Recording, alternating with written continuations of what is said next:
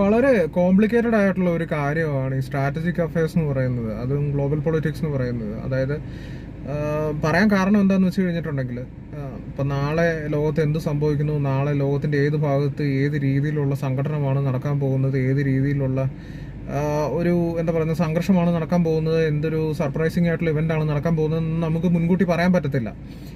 അതിപ്പം എന്താ പറയുന്നത് ഇന്ത്യ പാകിസ്ഥാൻ ബോർഡറിലുള്ള ഇഷ്യൂ ആയാലും, ഇന്ത്യ ചൈന ബോർഡറിൽ ഇഷ്യൂ ആയാലും, ഇപ്പോൾ എന്താ പറയുന്നത് ഇന്ത്യയും മാൽദീവ്സും തമ്മിലുള്ള പ്രശ്നത്തിൻ്റെ കാര്യത്തിലായാലും നമുക്കത് മുൻകൂട്ടി പറയാൻ എന്താ പറയുന്നത് സാധിക്കുന്നതല്ല. ചിലപ്പോൾ ഒരു സുപ്രഭാതത്തിൽ ഒരു പുതിയ ഗവൺമെൻറ് വരുമ്പോഴായിരിക്കും ആ രാജ്യത്ത് ഒരു തീരുമാനം എടുക്കുന്നത്. അതായത് ഇനി മുതൽ എന്താ പറയുന്ന ഇന്ത്യയെ അങ്ങനെ അങ്ങ് പാട്രണൈസ് ചെയ്യേണ്ട കാര്യമില്ല, ഇന്ത്യ അങ്ങ് പ്രവർത്തിക്കേണ്ട കാര്യമില്ല, എന്താ പറയുന്നത് ഇവിടെയുള്ള ഇന്ത്യൻ ടൂറിസ്റ്റുകളെയും ബാക്കിയുള്ള എന്താ പറയുന്ന കമ്പനീസിനെ എല്ലാം ഇവിടെ നിന്ന് അടിച്ച് പുറത്താക്കാം എന്നുള്ള ഒരു എന്താ പറയുന്ന തീരുമാനം ചിലപ്പോൾ എന്താ പറയുന്ന പെട്ടെന്ന് അങ്ങ് എടുത്തു കളഞ്ഞേക്കാം.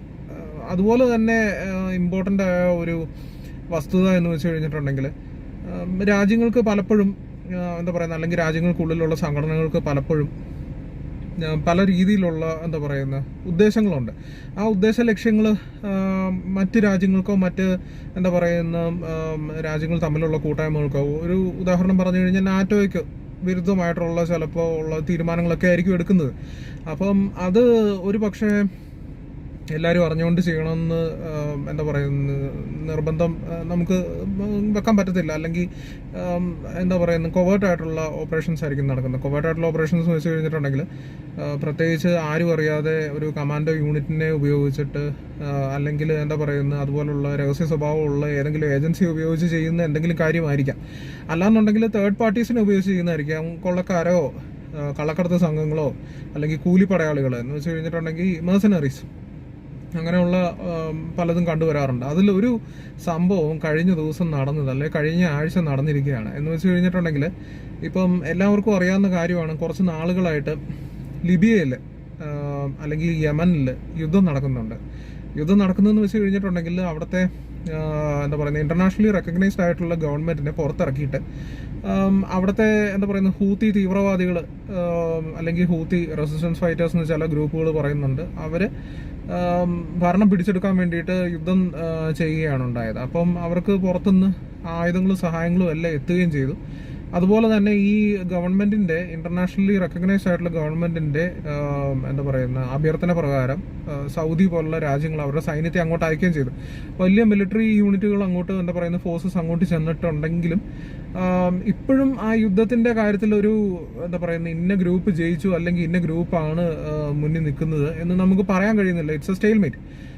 കാരണം എന്താണെന്ന് വെച്ച് കഴിഞ്ഞിട്ടുണ്ടെങ്കിൽ വലിയ രീതിയിലുള്ള എന്താ പറയുന്ന ടാങ്കുകളും മറ്റ് എന്താ പറയുന്ന വെപ്പൺസും കമ്മ്യൂണിക്കേഷൻ സിസ്റ്റംസും സപ്പോർട്ട് വെഹിക്കിൾസും എല്ലാം ചെന്നെങ്കിലും ലക്ഷക്കണക്കിന് സൈനികരെ അങ്ങോട്ട് എന്താ പറയുന്ന ഈ അറബ് രാജ്യങ്ങൾ UAEയും പ്രത്യേകിച്ച് സൗദി അറേബ്യയും അങ്ങോട്ട് വിട്ടെങ്കിലും ഹൂത്തീസിന് പുറമേ നിന്ന് ലഭിച്ച സഹായം മൂലം അവർക്ക് ഇതിനെ ചെറുത്ത് നിൽക്കാനുള്ള എന്താ പറയുന്ന കഴിവുണ്ടായിരുന്നു. അവർക്ക് അതിനെ എതിർത്ത് തോൽപ്പിക്കാൻ അവർക്ക് ഒരു പരിധി വരെ സാധിച്ചു എന്ന് വേണം കരുതാൻ.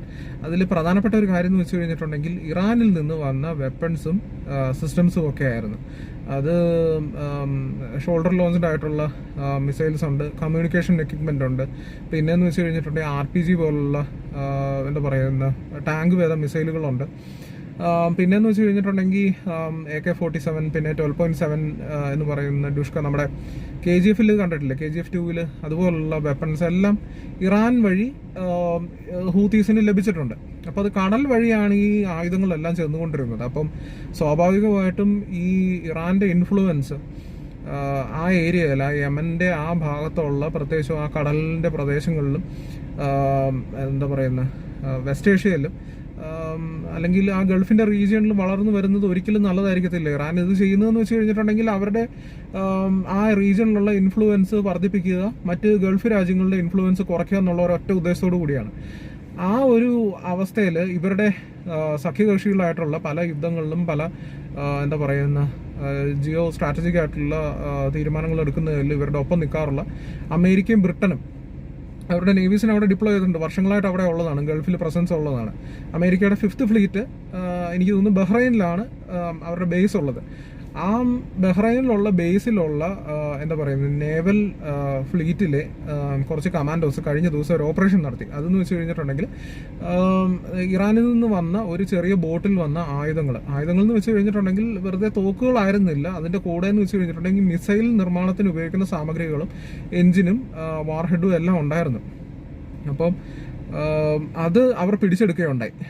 പക്ഷെ പിടിച്ചെടുക്കുന്നതിൻ്റെ ഇടയ്ക്ക് ഇത് കൃത്യം എക്സാക്ട് ലൊക്കേഷൻ ഇതുവരെ നമുക്ക് അറിയത്തില്ല, ഏത് ഏരിയയിൽ വെച്ചാണ് ഈ ഓപ്പറേഷൻ നടന്നത്, എത്ര പേര് മൊത്തം ഇതിൽ പങ്കെടുത്തു, എത്ര പേരെ അറസ്റ്റ് ചെയ്തു എന്നുള്ളതിൻ്റെ വ്യക്തമായിട്ടുള്ള ഡീറ്റെയിൽസ് പുറത്ത് വന്നിട്ടില്ല. ഇതെന്ന് വെച്ച് കഴിഞ്ഞിട്ടുണ്ടെങ്കിൽ ഇപ്പോൾ കിട്ടിയിരിക്കുന്ന ഇൻഫർമേഷൻ US നേവിയിൽ തന്നെയുള്ള ഉദ്യോഗസ്ഥർ അൺഒഫീഷ്യലായിട്ട് പറഞ്ഞ കാര്യങ്ങളാണ്. അപ്പം അതിൽ 2 കമാൻഡോസിനെ, അവരുടെ നേവൽ കമാൻഡോ ടീമിനെ നേവി സീൽസ് എന്നാണ് പറയുന്നത്. ഒരുപാട് യുദ്ധങ്ങളിലും മറ്റും ഓപ്പറേഷൻസിലും എല്ലാം പങ്കെടുത്തിട്ടുള്ളതാണ്. കൗണ്ടർ ടെററിസം ഓപ്പറേഷൻസിനൊക്കെ ഇവരാണ് മുൻകൈ എടുക്കാറുള്ളത്. ഈ ടീമിലെ 2 കമാൻഡോസിനെ റഫ് സീസിൽ, അതായത് വളരെ മോശം കാലാവസ്ഥയിൽ കാണാതായിരിക്കുകയാണ്. പക്ഷേ എന്താ പറയുന്നത്, തെരച്ചിൽ നടന്നുകൊണ്ടിരിക്കുന്നു. ഇപ്പോഴും അവരുടെ ജീവനെ കരുതിയുള്ള അവരുടെ എന്താ പറയുന്നത് തെരച്ചിൽ നിർത്തിയിട്ടില്ല. ഈ ഓപ്പറേഷൻ സക്സസ്ഫുൾ ആയിരുന്നെങ്കിലും 2 ജവാന്മാരുടെ 2 ഭടന്മാരുടെ ജീവൻ ആപത്തിലായിരിക്കുകയാണ്. അതിപ്പം ഏത് രാജ്യത്തായാലും, ഇപ്പോൾ ഉദാഹരണത്തിന് നമ്മുടെ ഇന്ത്യയിലായാലും വളരെ കഷ്ടപ്പെട്ട് ജീവൻ പണയം വെച്ചാണ് കശ്മീരിലും ലൈൻ ഓഫ് ആക്ച്വൽ കൺട്രോളിലും, അതായത് ചൈനയുടെ ബോർഡറിലും മറ്റ് എന്താ പറയുന്നത് ഭൂട്ടാൻ്റെ ബോർഡറിലും അതുപോലുള്ള സ്ഥലങ്ങളിലും എല്ലാം ഇന്ത്യൻ മിലിറ്ററി ഇതുപോലുള്ള ഓപ്പറേഷൻസ് നടത്തുന്നത്, ജോലി ചെയ്യുന്നത്. നേവിയുടെ കാര്യമാണെന്നുണ്ടെങ്കിൽ അവർക്ക് എന്താ പറയുന്നത് ഏത് റീജിയണിലാണോ അവരുടെ പട്രോൾ, ഏത് റീജിയണിലാണോ അവരുടെ എന്താ പറയുന്നത് ഷിപ്പിനെ ഡിപ്ലോയ് ചെയ്തിട്ടുള്ളത്, അവരുടെ യൂണിറ്റിനെ ഡിപ്ലോയ് ചെയ്തിട്ടുള്ളതെന്ന് വെച്ച് കഴിഞ്ഞാൽ ആ ഏരിയയിൽ അവരുടെ ഓപ്പറേഷൻ ഏത് പ്രതികൂല കാലാവസ്ഥയിലും അവർ നടത്തിയിട്ട് തിരിച്ചു വരാറുള്ളൂ. ഒരു ഉദാഹരണം പറഞ്ഞാൽ കുറച്ച് ദിവസങ്ങൾക്ക് മുന്നേ ആയിരുന്നു ഇന്ത്യൻ കമാൻഡോസ് ഒരു തട്ടിയെടുത്ത കപ്പലിൽ കയറി ഹൂത്തീസിൻ്റെ കയ്യിൽ നിന്നും സൊമാലിയൻ കടൽക്കൊള്ളക്കാരുടെ കയ്യിൽ നിന്നും ഈ എന്താ പറയുന്നത് ഷിപ്പിനെ അവർ രക്ഷിച്ചെടുത്തത്. അപ്പോൾ അത് എന്താ പറയുന്നത് അമേരിക്കൻ നേവി പോലും ശ്രമിക്കാതിരുന്നിട്ട് നമ്മുടെ നേവിയാണ് ഹെലികോപ്റ്ററിൽ ചെന്ന് അല്ലെങ്കിൽ ബോട്ടിൽ ചെന്ന് ആ ഷിപ്പിൽ ഇറങ്ങുകയും അവരെ രക്ഷിക്കുകയും ചെയ്തു. മുന്നും അതുപോലുള്ള സംഭവങ്ങൾ ഉണ്ടായിട്ടുണ്ട്. അപ്പോൾ ഇവരുടെ എന്താ പറയുന്നത് ഇത്രയും രാജ്യസുരക്ഷയ്ക്കും വേണ്ടിയിട്ട്, രാജ്യത്തിൻ്റെ എന്താ പറയുന്നത് നയതന്ത്ര ഇതിന് വേണ്ടിയിട്ടും വിജയത്തിന് വേണ്ടിയിട്ടും രാജ്യത്തിൻ്റെ എന്താ പറയുന്നത് സ്ട്രാറ്റജിക് ഗോൾസ് നേടിയെടുക്കാൻ വേണ്ടിയിട്ടുള്ള ആ ശ്രമത്തിന് വേണ്ടിയിട്ടും ഇതുപോലെ ജീവൻ പണയം വെക്കുന്ന അല്ലെങ്കിൽ ജീവൻ ത്യജിക്കുന്ന ഭടന്മാർ എപ്പോഴും യുദ്ധത്തിൻ്റെ സമയത്ത് മാത്രമായിരിക്കില്ല, അത് പീസ് ടൈമിലും. ഇപ്പോൾ അമേരിക്ക ഇപ്പം ഇറാനുമായിട്ട് ഒരു യുദ്ധം പ്രഖ്യാപിച്ചിട്ടൊന്നുമില്ല, യുദ്ധത്തിലല്ല. പക്ഷേ എന്നിരുന്നാലും ഇതുപോലെ മിലിറ്ററിയെ കോളിൻ ചെയ്യേണ്ട അവസ്ഥകൾ എപ്പോൾ വേണമെങ്കിലും ഉണ്ടാകും. ആ സമയത്തെല്ലാം എന്താ പറയുന്നത് നമുക്ക് അവരെ നന്ദിയോടുകൂടി സ്മരിക്കാം, ഓർക്കാം. കാരണം എപ്പോഴാണ് അവർക്ക് ഇതുപോലൊരു അപകടകരമായ ഒരു സാഹചര്യം നേരിടേണ്ടി വരുന്നത് എന്നുള്ളത് നമുക്കറിയത്തില്ല. കാരണം എന്താ പറയുന്നത് ലോകത്തിൻ്റെ എന്താ പറയുന്നത് ജിയോ സ്ട്രാറ്റജിക് ആയിട്ടുള്ള ആവശ്യങ്ങൾ അതുപോലെയാണ്. എന്നിരുന്നാലും നമുക്ക് എപ്പോഴും അവരോട് നന്ദിയോടുകൂടി ഇരിക്കാം എന്നാണ് ഈ സമയത്ത് പറയാനുള്ളത്. ആ ഭടന്മാർ നമ്മുടെ രാജ്യക്കാരല്ല, പക്ഷെ ആയിരുന്നാലും അവർക്കൊരു കുടുംബമുണ്ട്, അവർക്കും ഒരു കരിയറുണ്ട്, അവരെ കാത്തിരിക്കുന്നവരും ഉണ്ട്, അവരുടെ ടീംമേറ്റ്സ് ക്രൂമേറ്റ്സ് എല്ലാം ഉണ്ട്. അവർ സുരക്ഷിതമായിട്ട് തിരിച്ചു വരട്ടെ. ഇത് നമ്മുടെ ഇന്ത്യൻ ആർമിയിലെ, ഇന്ത്യൻ നേവിയിലെ, ഇന്ത്യൻ എയർഫോഴ്സിലെയും സോൾജേഴ്സിനും എന്താ പറയുന്നത് ഇതുപോലെ സക്സസ്ഫുൾ ആയിട്ടുള്ള ഓപ്പറേഷൻസ് നടത്തി തിരിച്ചു വരാൻ പറ്റട്ടെ എന്ന് ഈ സമയത്ത് ആശംസിക്കുന്നു.